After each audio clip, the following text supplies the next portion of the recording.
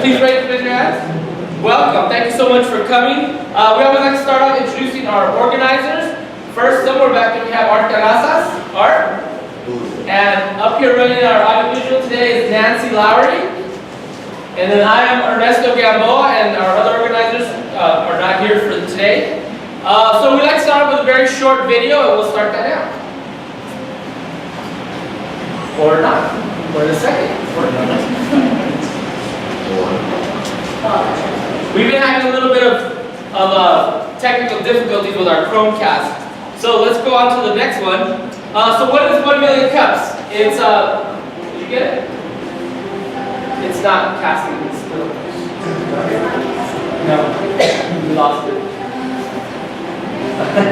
So what is 1 million cups? It was started by the Kauffman Foundation with the idea of promoting entrepreneurship, networking, building that culture.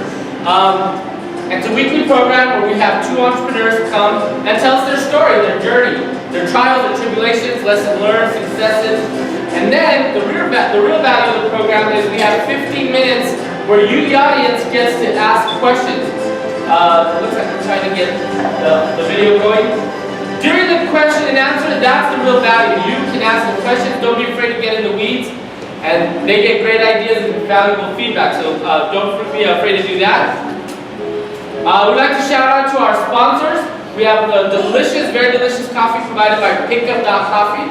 And I always do say that it's the domain name, pickup.coffee. Everybody can vouch for that. And then, of course, the Hub of Human Innovation, which is where we are today. And then, let me check in with our progress, because I know we also have a video.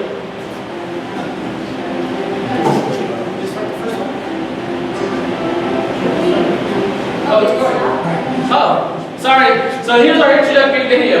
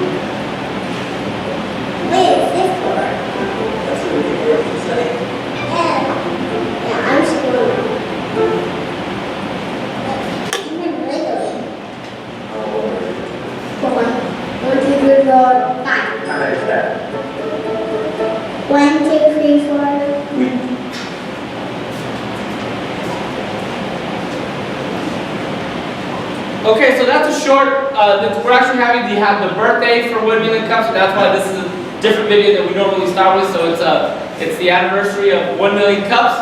So with that, please remember to check in. You can download an app on your phone and then check in, and then also remember to check in and follow both 1 million cups and the Hub. And with that, we'll go to our first presenter, Visit the Borderplex. Hi everyone. Well, thank you so much for having us, and thank you so much for being here. My name is Laura Ibarra, and I'm from a nonprofit based in Juarez called Love Juarez, or LoveJrz. We started out a few years ago in 2015 as a group of citizens, group of people who wanted to change the image that the world had of Juarez. We know that, the media did a very good job I'm not saying, it's the most beautiful city in the world, but we wanted to show all of the good things that happened in Juarez. So we started out in 2015, and as we went on and we did a lot of different activities, we realized that one of the benefits that Juarez has is being part of this wonderful region, which is right next to El Paso and really close to Las Cruces, New Mexico. So we started this project, which is called Visit the Borderplex. Now, the purpose of this regional project is to combine or to continue working together as a region. Juarez, El Paso, and Las Cruces. We know that, we've always worked as a community, but we realized that it was time to start doing more, to start showing the world what living in this borderplex is really like. Now, what are our objectives? Our objectives are, like I mentioned, to work together, and there are a lot of things that will happen as a result. but the two most important ones that we are really focusing on are to promote tourism as a region and to increase or to help the economic growth and development in the region. We know that when people come to El Paso, they can be in Juarez in less than an hour. You're in a completely different country, completely different culture. You can go to Las Cruces and it's even a different kind of community that we have there. So these are objectives. We started working here or in this project, like I said, in 2016, and it just so happened to be that, with the situation right now between Mexico and the United States, and I think it's been really amazing for us personally to realize that no matter what happens, no matter what everyone says, we, the people who live here know what it's like to be part of this amazing community. So how are we going to do this? We have a project, like I mentioned, which is 3 phases. Our first phase is what you can see over here. It's a map. It's a regional map. We have Juarez, El Paso, and the Las Cruces, Mesilla area. We want to show all of the good things that you can do here, from restaurants, hotels, attractions. A lot of times we hear, or even we find ourselves saying, but there's nothing to do here. And what we want to show the world is that there are a lot of things that you can do, because you can go to an authentic Mexican restaurant in less than an hour. You can be somewhere, speaking Spanish, practicing your Spanish skills. You can be learning about different activities that that we can do. So this is our first phase. It's a very ambitious project. We will be out in print the first week of May. So we're finishing with that first phase.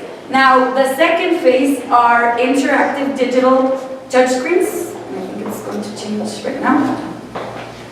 And so what we're trying to do with the touchscreens is that it's going to be like a concierge. We want people who come to the region, when they go to the hotel, when they go to the airport or restaurant, you know what you can do. As soon as you get here, you will have all of the events, for the whole 3 cities. You will have all of the things that we can do. We're going to include a video. Now, we think, we were presenting this and somebody said, well, what makes you different? Anybody can make a map. What makes us different as a nonprofit is the fact that we can connect people. We know that, when you go to a city, it's a lot better to say, oh, I know Karen, from, the cookie company or whatever. You can get to know people. You can see who's working there, what their story is, why they started, everything that they're doing. So that's what we're trying to do with the videos. And everything will be here on the interactive digital touchscreens. So that would be our second phase. Now, our third phase, which is, like I said, very ambitious, is a regional mobile application. Obviously, we have, the technology and everything going on. We have everything right at our fingertips. So that's going to be our third phase, and we actually have a quick video. Nancy, if you could help us with the video, to show you an idea of what everything together is going to look like.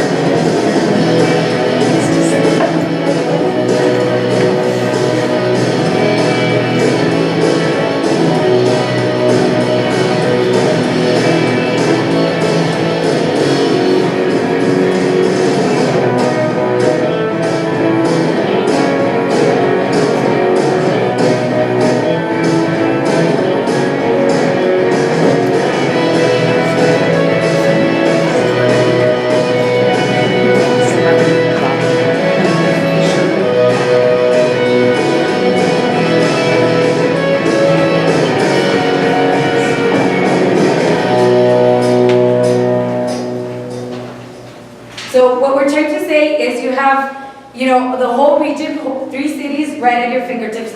And the last part is in Juarez. A lot of people look at it like, is that white sands? No, it's the Samalayuca Twins in Juarez. So, we have so many things that you can do. And I'm sorry I talked really fast. I was trying to cram everything into 5 minutes. But that's basically it. Thank you very much. Thank you. Okay, and now we have 15 minutes for a Q&A. Yes. So how do you earn money out of this? Because I know you said you're a nonprofit, Yes. so. Yes, we're a nonprofit. What we're trying to do with this part is we're inviting businesses to promote, whether it's a restaurant, attraction. We have different ways of appearing in the map, from the logo, the icon, the building, and we have ads. So that's the way that we're trying to fund from the map, which is obviously a lot of money to print. They're going to be free for the public, and the app. That's what we're trying to do. Thank you. Oh, and we actually brought a gift for us. Yes, Yeah, I'm surprised you don't have some part of response. yes, we were with them. This is like a very basic video, but yes, it will be included in this part. They will definitely appear. Thank you. Thank you. Yes. So you're mentioning obviously for El Paso, one of the things is tourism, increased tourism, because it's probably minimal, always has been really. But how important is tourism versus bringing people to stay here and live here? I think that's a very good question. Actually, yesterday we were talking to somebody in this business, and they gave us a very interesting idea. They were telling us a story about Steve Jobs when he invented the iPhones. They said, this phone is going to be used by everyone in the world. He said, okay, but let's focus on getting everyone in San Francisco to use the iPhone. So what we're trying to do is we're starting local. We're trying to get people, first of all, I think to create an identity of pride.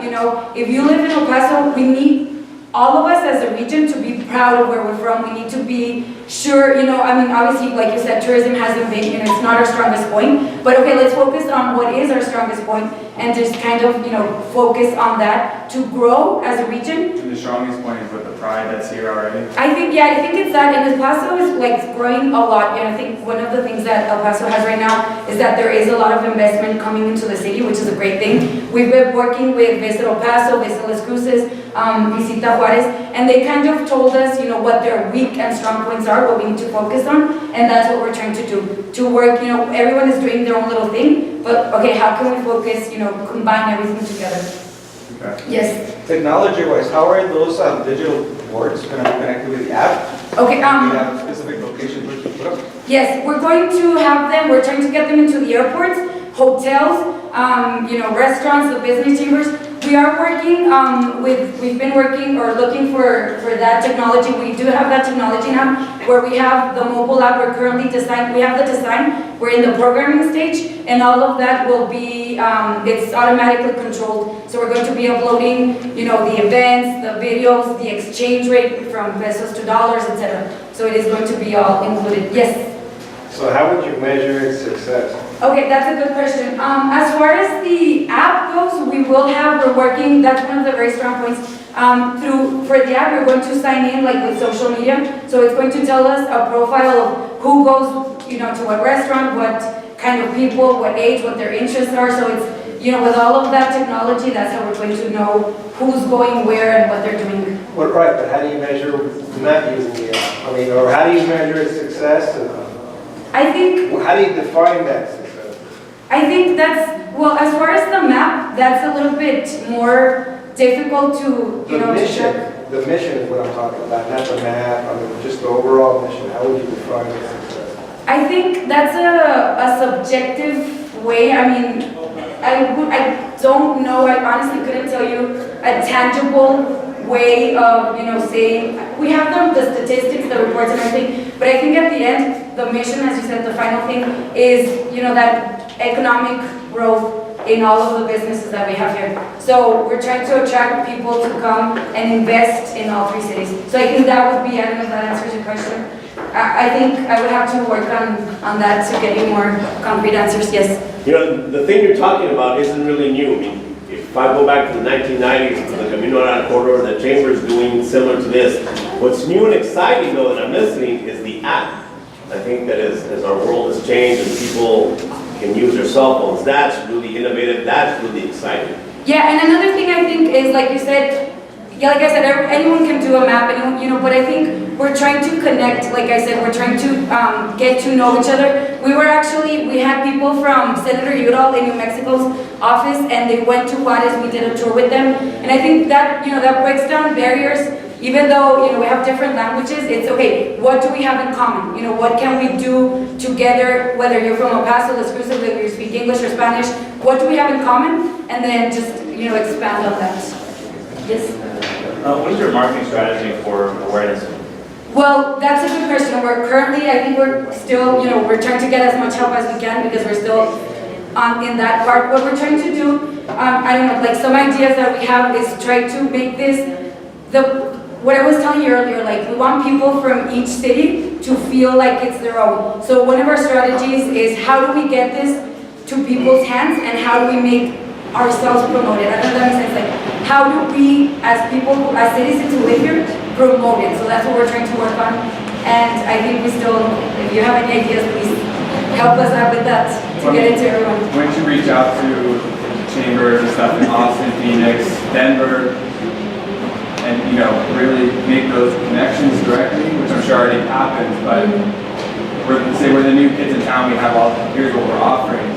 Keep us in mind for projects and yeah, that's where we're at right now. Right now we're like knocking doors, like, hey, look at us, we're right here, we're trying to do this, and we do need a lot of help, honestly. Like, this is, we started working on this last year, but we're really trying to get the ball rolling, and we know that it's going to keep growing. You're doing this in phases, so phase 1 is almost finished?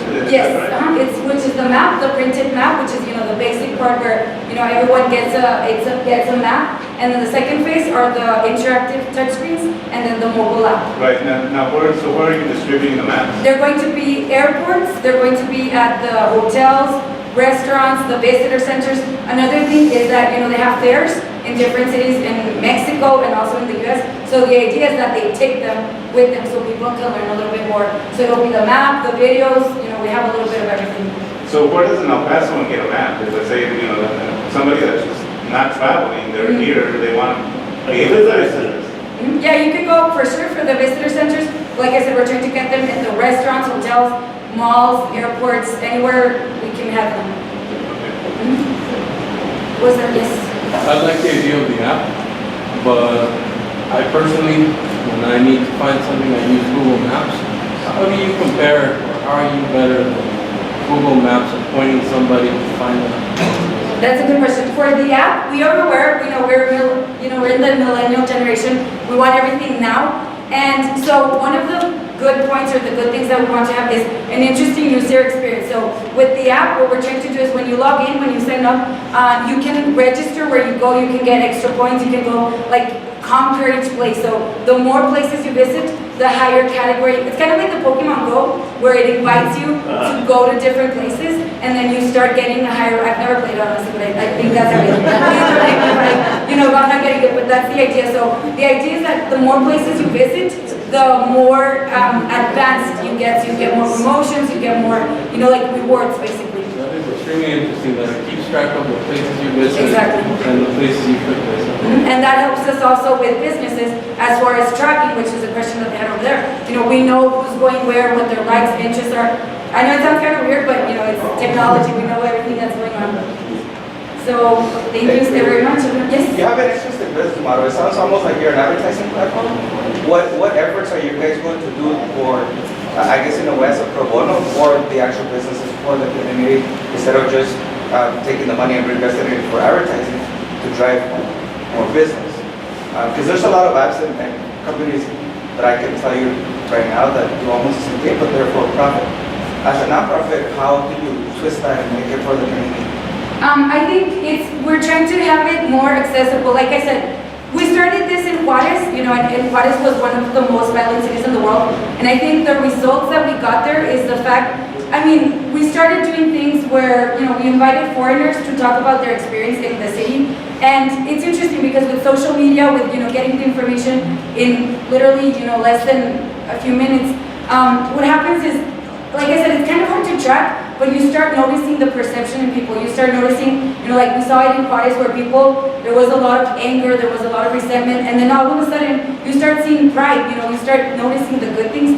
So I think as a nonprofit, that's what we're focusing on how can we change, the community. I couldn't tell you, I don't know, 2,000 people hated Juarez and now they love it. It's not, I can't tell you that, but we can see it's I don't know, like I said, maybe it's not a tangible thing, but you can feel it. It kind of goes back to this question about the mission, you know, how do you measure success if you want to drive traffic from outside of our region, right? Like get tourists, get maybe the people that move out of the city and you want them to come back.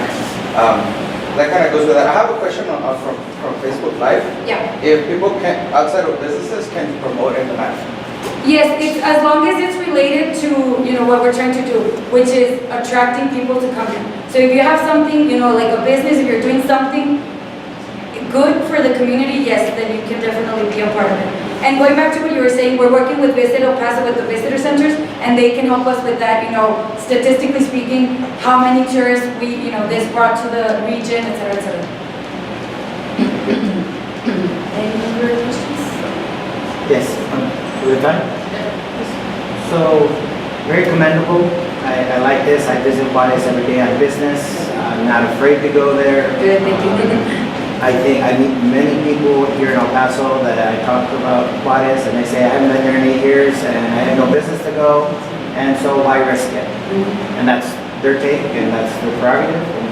And all you can say is, well, my experience is different.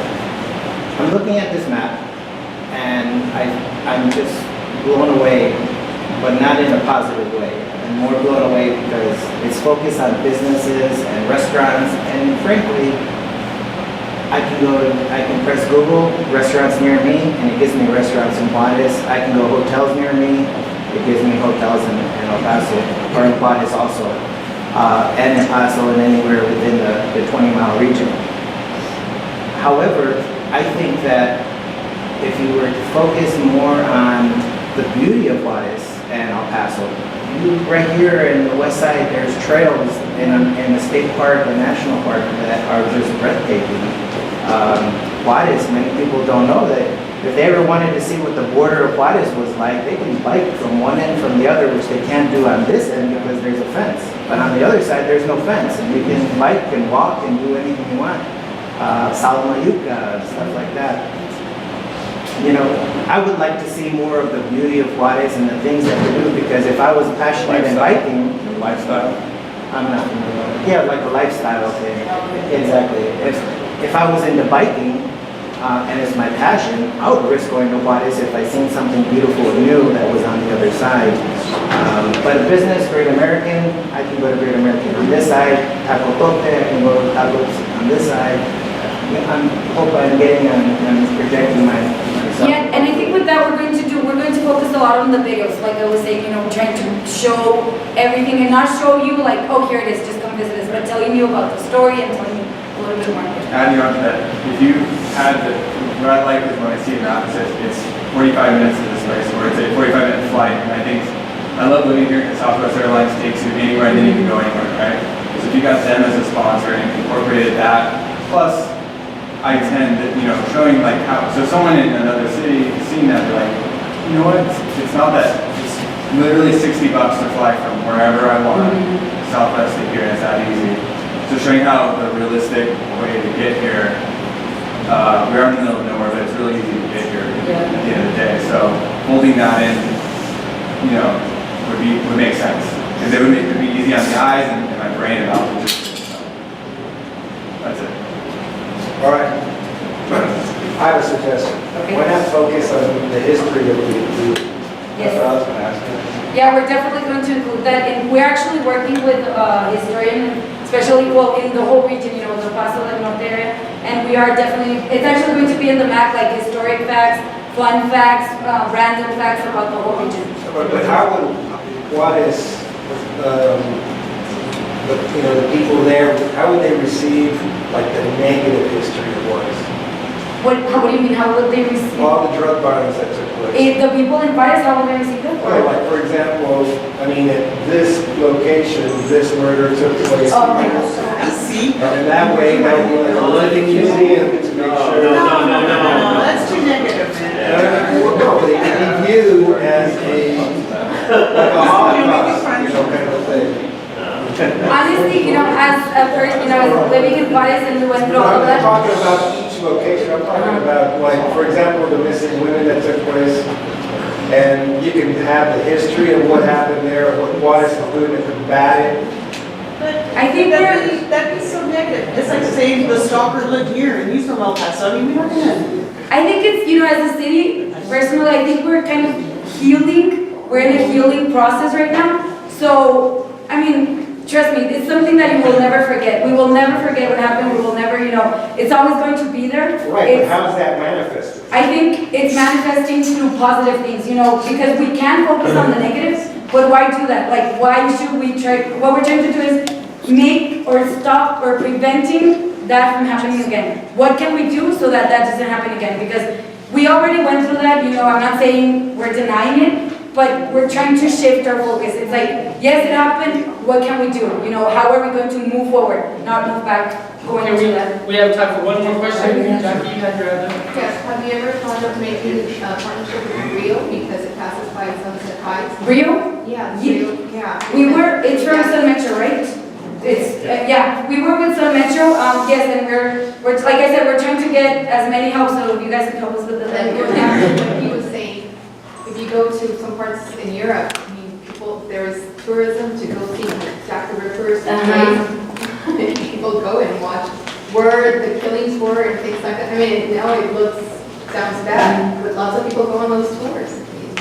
It's not for the people there, it's for the people that go there. To be honest, I think right now would be too soon to do that. I mean, it's a very delicate subject, for a lot, for us, I can assure you we went through that, we lived through that, and like I said, we're trying to heal. So we're focusing on how can we heal instead of, I know maybe in the future, but right now we're trying to move forward. Okay?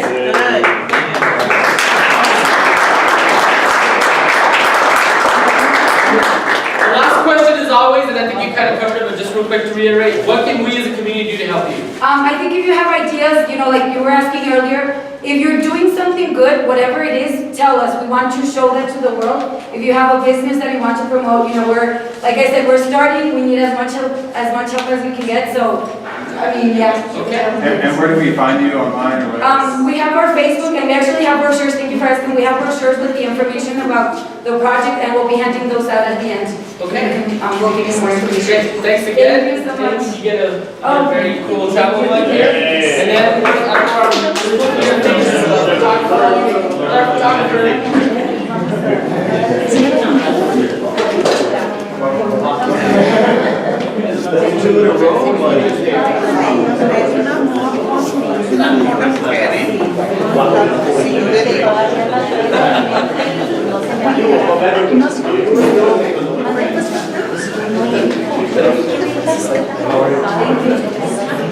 Okay, everybody, we've got some, if I can have everyone's attention, please.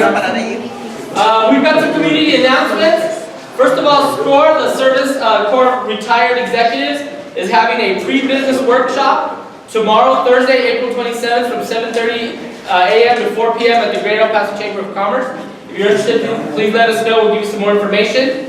And also, the Greater El Paso Chamber of Commerce is having a purchasing power lunch. That is also tomorrow, Thursday, April 27th. Please come and find out how your business can benefit from $668 million in contracts with the EPISD bond.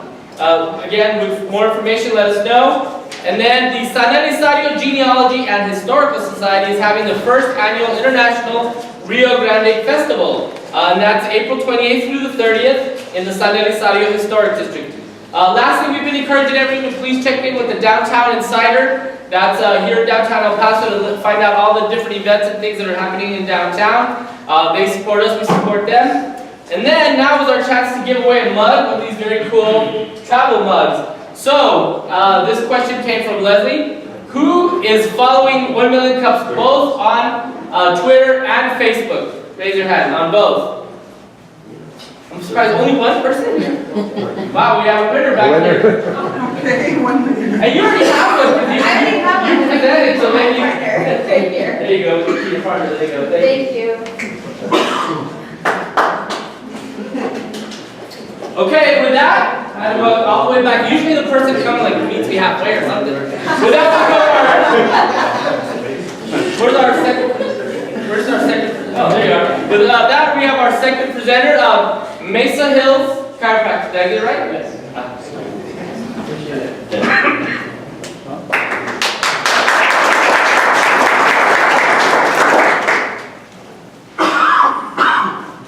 first, I want to thank, excuse me, I want to thank everybody for being here this morning. I don't know if you guys can feel it, but there's a real exciting energy in this room. I know that whenever I'm in space with people who are doing things and moving forward, it's always very energizing for me. So I hope you guys can feel that same thing. I'm really happy to be here today. I'm going to share a little bit about my journey as an entrepreneur, as a businessman, as an El Pasoan, and then I have some questions for you guys. So I hope you're ready. I'll go ahead and get started. Like was mentioned, my name is Dr. Will. I am a native El Pasoan. Let's see, there we go.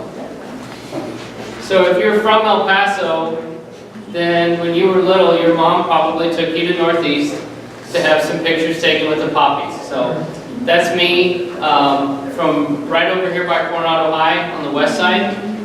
And I'm really excited to be back here starting my business. So I knew very early on that my life would be one of service. It runs in my family very deeply. My dad was a fireman here in El Paso for 25 years. My grandma was a trauma nurse at Thompson and a school nurse with EPISD for 30 or 40 years. I have a great-grandfather who was a sheriff's deputy killed in the line of duty. I had relatives in World War II, Korea, Vietnam, and most recently in Iraq and Afghanistan. And so, as a child, I knew that one of the greatest rewards in life is giving back. So I was here in El Paso for the early part of my life. When I turned 15, we kind of had a little upheaval, and my family moved from sunny El Paso in January to Haines, Alaska. And I finished out my high school there. And yes, my beard is frozen in that picture. I learned some really important lessons there, and one of the key things for me was there's a real sense of independence when you live in the bush like we did. No cell service. I learned one of my mottos that I carry with me today: no one is coming to save you. And that's literal. When you're out messing around, snowshoeing, you're on your own, and you better take care of yourself. With regards to my current business and my calling as a doctor, I learned that, people can really do a lot for themselves. And when you have to be flown to Seattle for a surgery or something serious, you take steps to prevent that. And so the idea that we as individuals can do a lot for our own health care is something that I really learned firsthand living out there in the middle of nowhere. So I graduated high school. There's not much to do in that little town, and so I came back to Texas. I enrolled at Texas Tech in Lubbock, and I got my bachelor's degree in animal science. I spent a lot of time working when I was in Lubbock. At one point I was on 4 different payrolls, and I credit that with keeping me on track, keeping me out of trouble, and helping me to maintain my focus. So, graduated from Tech in 4 years, and I moved on to corporate America. So I was hired before I graduated by a large private company called JBS. They are the #1 protein producer in the world, and that company is a little bit of an incredible story. They went from one man in Brazil who would buy a side of beef every day and push it around in a wheelbarrow to serve construction workers with meat. They went from one guy with a wheelbarrow to over 200,000 employees in one generation. So Mr. Batista's son is running the company now, and I think at last count there were about 225,000 employees. So pretty incredible private company. I was in Stratford, Texas, working on a feedlot. If you guys have ever hung out on a feedlot, it's not the most glamorous place to work, but being a working guy, what's that now? The aroma is great. Oh, I got to where I loved it. I couldn't get enough. But being a working guy and really liking physical labor, I didn't mind that so much. I think hard work is good for people. What I didn't like was the corporate structure. And I didn't like working in Texas and taking orders from someone in Colorado who visited once a year. I felt like we need a little more autonomy. And so that's where I reached my higher calling and decided to do what I always wanted to do, which is become a chiropractor. So that brings me to where I am today. I am so happy to be serving my community. I have some of my chiropractic forefathers here. That's D.D. Palmer on the end, the Discoverer Chiropractic. There's B.J. Palmer, his son. This is Fred Barge, another luminary in my profession. And this guy right here is my mentor, Rod Floyd. No longer with us, but I'm carrying on the tradition and happy to do that. This is a picture of myself in the South Pacific. And instead of hanging $1 on my wall for my first dollar, this is my first payment. I took care of a gentleman, a farmer, his family, and he came back later with the best gift he could give me, which was a stalk of sugar cane. So these are the types of rewards that I get in my profession, and I'm just happy to be back here in El Paso. So I do have one question for you guys before I start taking your questions. As someone who's in the prevention and wellness business, how do I get people excited about investing in their health and healthcare before they're sick, before there's a problem? And I think that's a pretty good question, and I'd love to get some feedback from you guys. Yes, let's open it up to questions now, please, 15 minutes. Yes, sir. You're making a good start just by getting out in the community and let people know what to do. Yes, sir. But the message has to be what quality, the quality of services you provide, your availability, where you are, much more. This is a little better than your opening slides, give you phone numbers and so on. Healthcare is a pretty big, pretty visible field now, so I think you just have to inject yourself into that whole conversation. I appreciate that. I think we have one over here. I'm in technology sales. Okay. So I can tell you come from a perspective that you never want to sell anybody anything. You want to solve problems. Yes. So the question I would say you would pose to your audience, and social media is a great place to do it, right? Is say, what would happen to your family if you couldn't work for the next month? How would you take care of them? And preventive is always better than reactive, especially in my industry. That's what we strive to do. Awesome. I like that. I like the Socratic method in that. Thank you. Yes, ma'am. So I actually come from a line of chiropractors. My grandfather is actually named after Palmer. Okay. So I grew up getting adjustments regularly. Yes. And I always talk to people about chiropractors, and a lot of them are kind of afraid of chiropractors if they haven't been to them. Yes. So I think it is an education of the benefits, even if you don't have a serious problem now, it can help you along the way. Because if you're a kid, if you have like scoliosis or anything, and like my grandmother on my other side, we take her all the time, and she's terrified. She's like, oh my God, are they gonna break my neck when they do that like weird move again? Yes. But now she loves it. She always throws out her head and gets off on it essentially. So I think that a lot of it is like demystifying the practice, the benefits, and just as a regular checkup adjustment. I think it is a lot of demystifying, a lot of sharing knowledge, the benefits, and also the costs. That it's covered by some health insurance. I think it's a lot of talking to people, outreach, education. Yes. Thank you.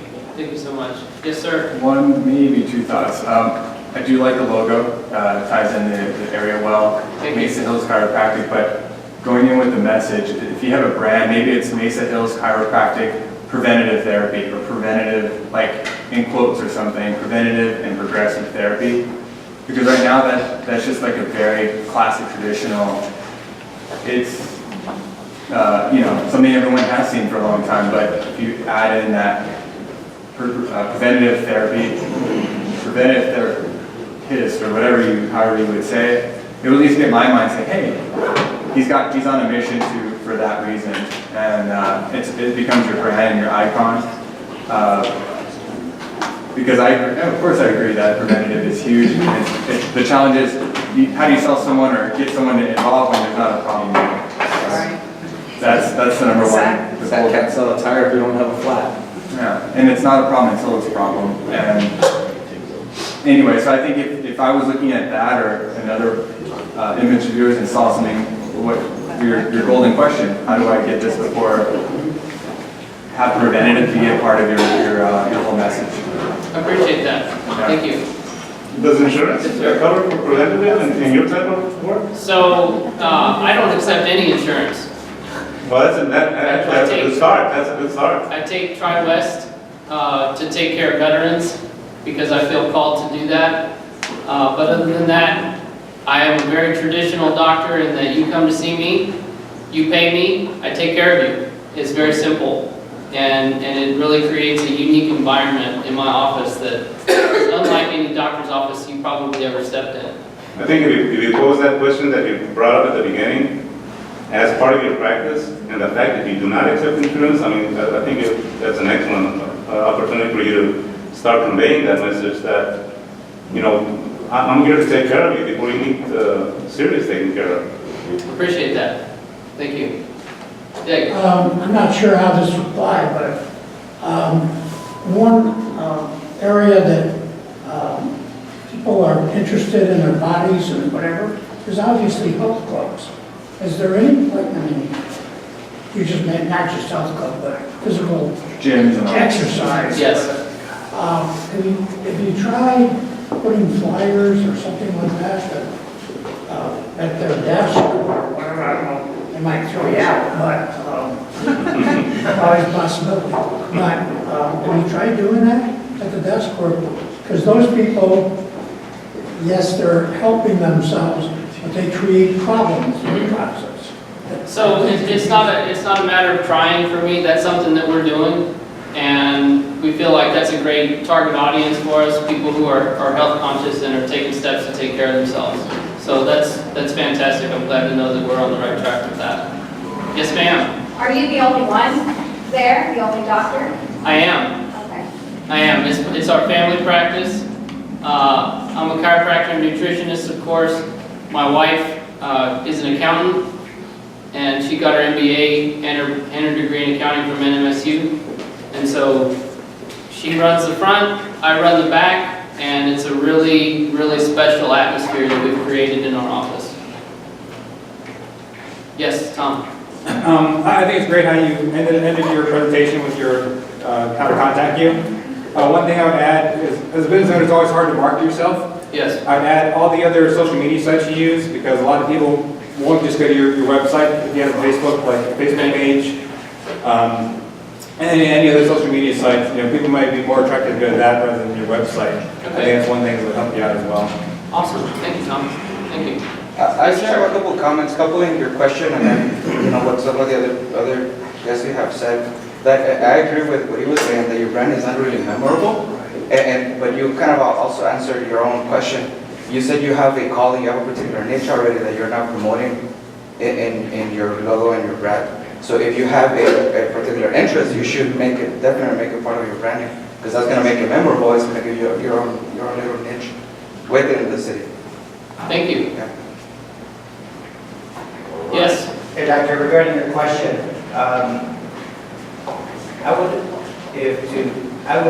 first you're coming out to these events, and that's the first step, right?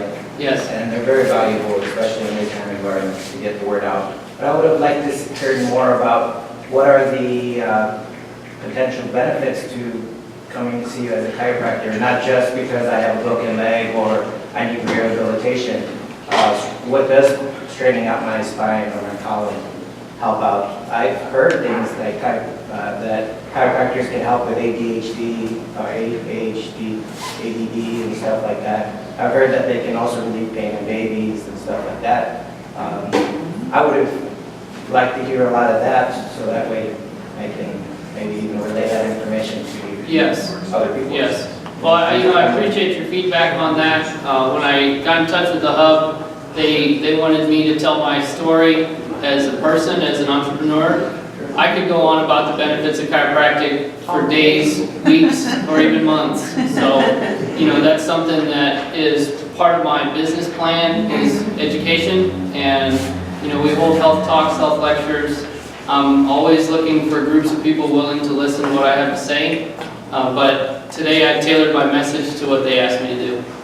Yes, sir. Also, I would lead in that you're a chiropractor that does not accept insurance because you want to take care of your clients more, more in depth instead of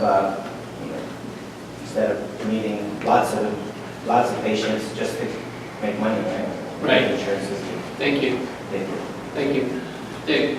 You said you don't take insurance. Only Tri-West.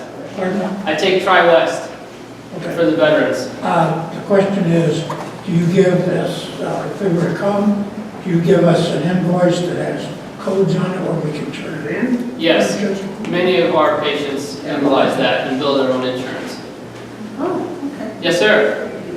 So what percentage of the obesity problem is related to some of the visitors, chiropractic problems? So as a chiropractor, I work on the nervous system. And if you have a nervous system that's hitting on all cylinders, then you're able to heal and you're able to adapt to your surroundings at your greatest potential. One thing I see in my office that prevents people from getting moving and exercising is pain. Obviously, if you're in a lot of pain, it's difficult to hit the gym, go for a walk, etc. Also, as a nutritionist, I love to work with people one-on-one, helping them identify some things that are overlooked by the sick care system that we're used to. And there's a lot that goes into being obese, and it's more than just counting calories.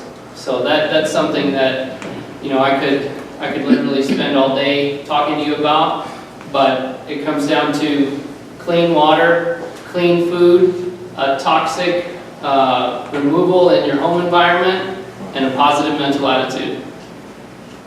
Yes? It's funny, you started with this question and you've given yourself some of the greatest answers I've ever heard. I have a theory, I put as small into my social media to get as much out. Basic laws of economics, right? Right. Small input, large output.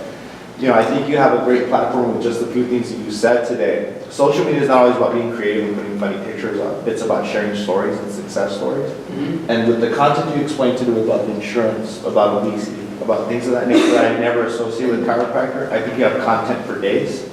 And I think if you start with a window into your world that's really standing out, not just being another chiropractor and really saying, did you know? Or the other day I was able to help. Did you realize that your insurance may cover this? And I think if you have that content and spread the word and the branding, there's a lot of great recommendations will come out. I think you have the opportunity to really stand out as a chiropractor in El Paso, because I don't know how many realtors in here, but how many people stop following realtors, colleges, but pictures of houses with an address? You got to give us a window to your world and share these great stories, and I think you can really amass a large audience and clientele base. Wow, thank you so much. Yeah. Yes, ma'am. You can even share articles on healthy tips or facts that people would interested in following you, just to have daily facts on health. Okay. And then you get more and more followers. Awesome, thank you. Are you going to remember all these suggestions? I have a razor sharp and they're being videotaped and they're all uploaded. All presentations. Yes, I took my ginkgo this morning. I like that. Yes, Tyler. When we talked earlier about your question, I think it's really about educating. Even if you do it, you got to repeat yourself many times before somebody really gets it. Yes. A lot of people may get it the first time, but for them to really sink in and actually apply it, it's going to take a while, because I go to the gym a lot. I see people using bad form in the gym, which will probably lead them to seeing you in the future. Yes. And it's really just little messages like that will kind of help them do it the right way. So. Yes, thank you, Tom. Thank you. Any other questions? All right. You have one? I was just going to say, the branding that the gentleman had mentioned, the preventative. I mean, you know, your Mesa Hills Chiropractic, knowing a little about you, I know we do education. Yes. And classes. And, you know, as a society, we're a lot more aware of health issues than we used to be, and we're looking for that knowledge. So, again, if you would, you know, put that out there and educate us more and, you know, let it be known on platforms like this that we do classes and educate, I think that'll help you also. Thank you, Rosie. Thank you. Do you have one other question? I Yes, just ma'am. wanted to say that Dr. Will is an excellent doctor. I mean, I know him, and I think that what he follows, he is very, he has a lot of integrity, and he is very self-conscious of what he's doing. And the first thing is he cares about people. That's what's really important about him. Thank you. Thank you. I invite you guys to follow me on Facebook, Mesa Hills Chiro.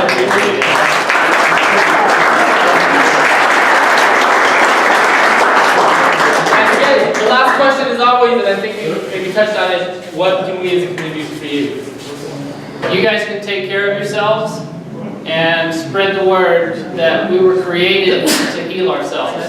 Thank you. Awesome. Great. Thank you.